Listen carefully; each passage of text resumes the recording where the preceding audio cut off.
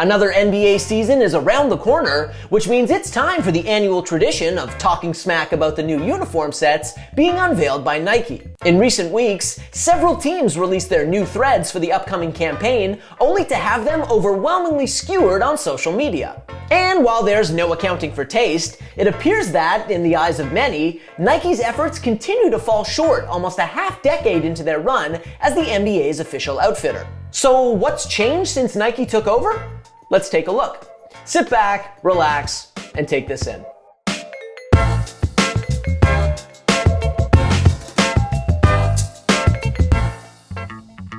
Over the course of NBA history, the league and its teams have gone through countless aesthetic evolutions, with looks and styles and logos changing from era to era and outfitter to outfitter. Naturally, some of those looks and styles and logos were more popular than others. Having said that, it does feel like the negativity around the league's overall look has been steadily building since Nike replaced Adidas as the NBA's outfitter ahead of the 2017-2018 campaign. It's almost as if LeBron James's jersey ripping on opening night in 2017 was an omen of sorts. Because 5 years later, Nike continues to take a lot of heat.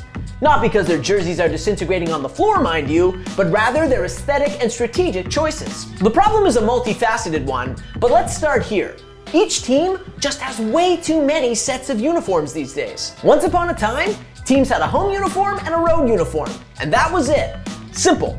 Then, in the 1990s, certain teams had alternate uniforms added to their rotations. Still reasonable. However, after landing the NBA contract in 2017, Nike decided to abandon the traditional home-road alternate model, which led to a crazy proliferation of uniforms. Today, no team has fewer than 4 uniform sets, while some teams have 5. Am I crazy or is that a lot of gum? It's a lot of gum!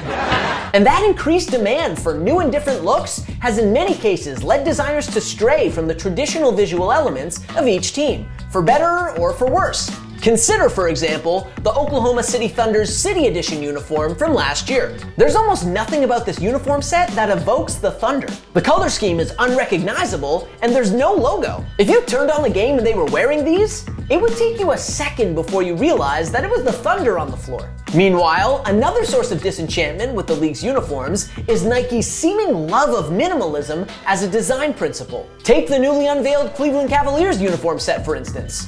They're pretty, shall we say, plain? And this emphasis on simplicity, with minimal flourishes and in a lot of cases no logos at all, is a recurring motif throughout the league, and has been for a while. Of course, that isn't to say that minimalism can't work, or that every jersey that Nike whips up is automatically trash. For one, the Milwaukee Bucks' new statement jersey, with its understated but powerful antlers, has been extremely well received. And it's safe to say that none of Nike's more minimalist offerings are likely to end up on an all-time worst jersey list. Still, it's perhaps telling that Nike recently introduced its Classic Edition series, wherein they're essentially bringing back retro jerseys that would seem to directly contrast the minimalism of their newer designs. This season, for instance, the Detroit Pistons will rock their teal Flaming Horse jerseys from the late 90s on certain nights, while the Utah Jazz will also sport their iconic late 90s Purple Mountain jerseys for select games. Neither of those nostalgic uniforms, it should be noted, were designed by Nike.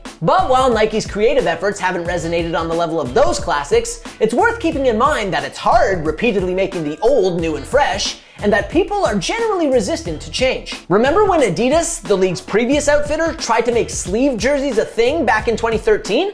It was a disaster. Not only were those jerseys unpopular among fans, but many players hated them too. Steph Curry thought they were ugly, while LeBron famously ripped his sleeves off during a moment of frustration back in 2015.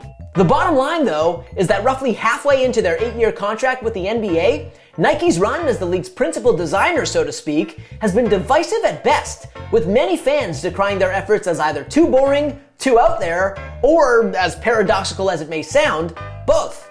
But what say you? Has the quality of NBA jerseys dropped off in recent years? Let us know in the comments, and don't forget to subscribe to the channel. As always, we appreciate you. We'll see you next time.